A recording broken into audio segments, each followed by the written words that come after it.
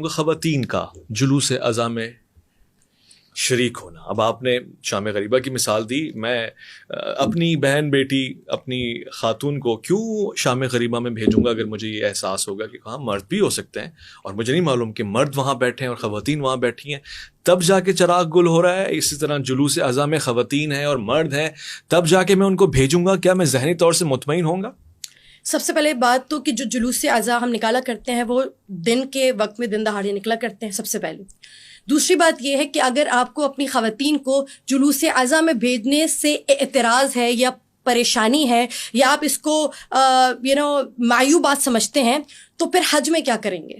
دیکھیے فقہ کی اصطلاح میں ادلہ اربعہ میں یا دیگر اصولیات میں اگر کسی شے کی حرمت ثابت نہ ہو پائے تو خود بخود اس کے جواز کی راہیں نکل جاتی ہیں. اگر خواتین یا مرد کا ایک محفل میں شریک ہونا, اور یہ محفل یقیناً دینی ہونی چاہیے یا اس کا مذہب سے کوئی تعلق ہونا چاہیے, اگر ان کا شراکت ایک ساتھ باہمی شراکت کرنا گناہ ہوتا, حرام ہوتا, تو حج کے بارے میں آپ کیا کہیں گے؟ دیکھیں اللہ نے مناسک حج کتنے مشکل ہیں, ہے نا. مثلاً آپ دیکھ رہے ہیں کہ شیشہ نہ دیکھیں, ذرا سی بات پہ کفارہ ہے, آپ کو بکرا ذبح کرنا پڑ جاتا ہے. جب اللہ نے اتنا اہتمام فرما دیا تو اگر مرد و خواتین, مرد و زن کا ایک اجتماع میں ساتھ شریک ہونا اتنا باعث عیب ہوتا, اتنی اس میں پریشانی ہوتی, تو اللہ کہتا کہ مرد کو الگ رکھو, عورتوں کو الگ رکھو. اور جہاں اتنے سارے انتظامات ہو رہے, کیا مسئلہ تھا کہ خواتین کا ایریا الگ سے بنا دیتے طواف کے لیے, مردوں کا انتظام الگ سے کر دیتے؟ نہیں تھا نا مسئلہ. تو جب آپ کو وہاں مسئلہ نہیں ہے تو جلوس سے کیا مسئلہ ہے؟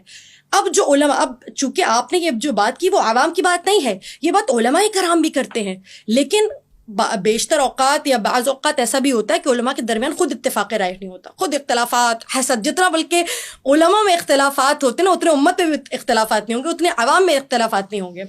تو جو علماء اس حوالے سے کہتے ہیں کہ خواتین کو کیا ضرورت ہے نکلنے کی, تو سب سے پہلے مناسک حج سے جواب دوں گی اور پھر آؤں گی میں اپنے مدعے کی جانب. خدا کی قسم اگر خدا چاہتا ہے نا کہ مناسک حج ادا ہوں, تو وہ چاہتا ہے کوئی ابراہیم بھی بنے, کوئی قربانی دے, کوئی اسماعیل بھی بنے. تو وہ چاہتا ہے کہ صفا و مروہ کے درمیان کوئی حاجرہ جیسا بھی ہو جو دوڑتا ہوا نظر آئے. خدا کو امثال چاہیے, خدا چاہتا ہے, خدا نے ایک ڈیوائن سٹوری کریٹ کر دی ہے, وہ یہ مناظر کو زندہ کرنا چاہتے ہیں, وہ چاہتا ہے یہ ہمیشہ قائم رہیں.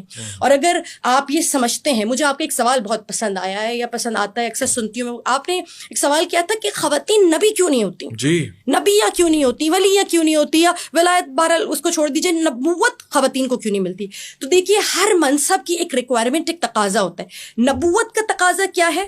نبوت کا تقاضا یہ ہے کہ مثلا تبلیغ دین کی جائے, پتھر بھی کھانے پڑیں گے, رات دن باہر بھی نکلنا پڑے گا, لوگوں کے گھر جا کر لوگوں کو پیغام امن, پیغام خدا بھی دینا پڑے گا, مرد و زن سب سے مل کر گفتگو کرنی پڑے گی. یہ تقاضا ہے نبوت کا. خاتون ہونے کا کچھ اور تقاضا ہے. خاتون ہونے کا تقاضا کیا ہے؟ ایک خاتون ہونے کا تقاضا کیا ہے کہ باحجاب ہو, ظاہر رات میں پروٹیکشن کی وجہ سے باہر نہیں جا سکتی, ہر مرد و زن سے تبلیغ کے لیے بات نہیں کر سکتی. مثلا ایک ٹیچر ہونے کا تقاضا اور ہے, ڈاکٹر ہونے کا تقاضا اور ہے. تو جب ان کے تقاضوں میں اور ان کی جو ریکوائرمنٹس ہے اس میں اختلافات ہے نا, ٹھیک ہے, سمجھ جاؤ میری بات. جب جو نبوت چاہتی ہے وہ عورت کے اندر جو ریکوائرمنٹس ہے وہ موجود نہیں ہے, دونوں کی ریکوائرمنٹس نہیں ملی. تو یہ وجہ ہے کہ ایک عورت جو ہے وہ نبی نہیں بن سکتی. لیکن مجھے بتائیے بغیر ہاجرہ کے کوئی اسماعیل بن جائے گا؟ بغیر مریم کے عیسیٰ ہو سکتے تھے؟ اگر مریم خدا کی بات پر, خدا کی رضا کے آگے سربت سجود ہو کے یہ نہ کہتی ہاں خدا میں تیار ہوں اس بڑی قربانی کے لیے, کیسے ممکن تھا؟ شراکت لازمی ہے. اور خدا کی قسم اب میں جو جملہ کہنا چاہتی تھی اور آپ نے جو سوال کیا, حقیقتاً اس کا جواب کہ اگر آپ یہ سمجھتے ہیں کہ کوئی جلوس خواتین اور بچوں کے بغیر ہو سکتا ہے تو خدا کی قسم کربلا نامکمل ہے, دین نہ ہوتا. خدا کی قسم شاہ است حسین, بادشاہ است حسین. اگر حسین دین ہے نا, اگر حسین شاہ ہے نا, اگر حسین دین کو بچانے والے ہیں, دین کی پناہ گاہ ہے نا, اگر حسین نہ ہوتے دین نہ بچتا. تو مجھے کہہ لینے چاہیے اگر زینب نہ ہوتی نا تو نہ دین بچتا, نہ حسین بچتے, نہ کربلا بچتی. جناب زینب نے ایک مرتبہ, اور جو آپ نے کہا کہ خواتین میں, میری خاتون ہے, میری زوجہ ہے, میری بہن ہے, میں کیسے حوالے کر دوں؟ جناب زینب جواب دے رہی ہیں اس کا. جناب زینب نے ایک مرتبہ ابن زیاد کو دیکھا, اور کہا کہ معیوب ہے اور محال ہے کہ مجھ جیسی خاتون کے جس کا نام بذریعہ وہی زمین پر اترتا ہے میں تجھ سے کلام کر سکوں، مگر میں تجھے بتاؤں میں انما کی آیت ہوں، میں حل عطا کی آیت ہوں، اور آیت قرآنی اگر بازار اور دربار میں بھی رہے تو اس کی عزت تکریم اور وقار میں کوئی کمی بیشی واقع نہیں ہوتی ہے۔ اور یاد رکھنا اگر قرآن جزدان کے بغیر بھی ہو تب بھی اس کا عزت، شرف، کمال، مرتبہ، مقام اتنا ہی بلند رہتا ہے۔ بیوی فرماتی ہیں آج تو دیکھ رہا ہے آج میرے کلام کے آگے سیف ذوالفقار حیدری خاموش ہے، میری زبان کی کاٹ سے زیادہ کوئی اور چیز تیز ہو سکتی ہے؟ بیوی فرماتی ہے تو مجھ سے یہ کہہ رہا تھا نا کہ آج اگر میرے آبا و اجداد زندہ ہوتے تو دیکھتے کہ کیسے خواتین دربار میں کھڑی ہیں، تو آج میں تجھے کہتی ہوں ابو طالب کہہ رہا ہے میرے لہجے میں آج ہاشم تیرے ایوان میں چلا رہا ہے۔ اور ہاں میں تجھے بتاتی ہوں اگر آج تیرے بزرگوار زندہ ہوتے تو وہ دیکھتے کہ صفین کا میدان بدلا ہے، جمل کا میدان بدلا ہے، سورما بدلا ہے، لیکن میرے خطبے کافی ہیں تمہیں سراسیمہ کرنے کے لیے۔ دیکھ رہا ہے آج میرا سجاد خاموش ہے، فضا کے آگے حسین بن نمیر کی ہمت نہیں ہے کہ وہ نظریں اٹھا کے دیکھ سکے، میری رباب کے آگے تیرا حرملہ کانپ رہا ہے۔ تو حقیقتاً اگر یہ خواتین نہ ہوتی میرا نہیں خیال کہ کربلا ہم تک اس طرح سے پہنچ سکتی۔ خاتون کا ہونا ہر شے میں، ہر چیز میں اس کی شراکت ضروری ہے۔ اگر جلوس میں آپ سمجھتے کہ خالی مرد حضرات کافی ہوتے تو یقیناً آپ علم اٹھا رہے ہوتے، نہ بچوں تک وہ تہذیب منتقل کی جا سکتی تھی۔ اگر خواتین نہ ہوتی تو آج سوال بھی نہ کرتے آپ کہ بھائی یہ جلوسوں کا جو سلسلہ جاری کرنے کی ضرورت کیا ہے۔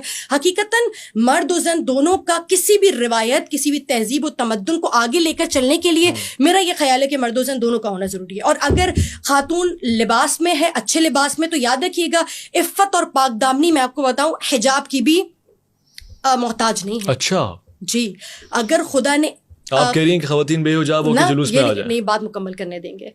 عفت اور پاک دامنی یہ ہے کہ رضائے خداوندی کے آگے اپنے سر کو تسلیم کر دیا جائے۔ اللہ کی رضا ہے کہ آپ حجاب میں رہیں، اور عام مؤمنہ کا جو مقام ہے وہ کیا ہے؟ مثل المؤمن و مؤمنہ کمثل الآیہ قرآن، مومن کی مثال بھی آیہ قرآن جیسے بی بی نے بھی جواب دیا نا کہ اگر وہ بازار اور دربار میں بھی رہے تو اس کی حرمت کم نہیں ہو سکتی۔ اور حقیقتاً مسئلہ یہ ہے کہ یہ جو مومن اپنے گھر سے باہر مومنہ گھر سے باہر نکلی، اگر اللہ کی رضا کے لیے باہر نکل رہی ہے تو عفت اور پاک دامنی کا تقاضا یہ کہ اللہ کی رضا کو پورا کیا جائے۔ لیکن اگر اللہ کی رضا یہ ہے کہ اے زینب، اے حسین، آپ کی بہنوں کا پردہ لٹ جائے گا، آپ کی بہنوں کی چادریں چھن جائیں گی، تو اللہ کی رضا کے لیے اس چادر کا لٹا دینا بھی پاک دامنی ہے، عفت ہے۔ تو آپ کیا سمجھ رہے، کیا جناب زینب کبریٰ کی اگر چادر چلی گئی تو کیا وہ عفت اور پاک دامنی کے درجے سے نیچے آ گئے؟ نہیں، اصل میں حقیقتاً رضائے الہی سب کچھ ہے۔ اگر رضائے الہی ساتھ ہے تو اگر بازار میں چادر چھن بھی جائے تو پاک دامن بیویوں کی عزت و تقریب میں کوئی کمی نہیں آتی۔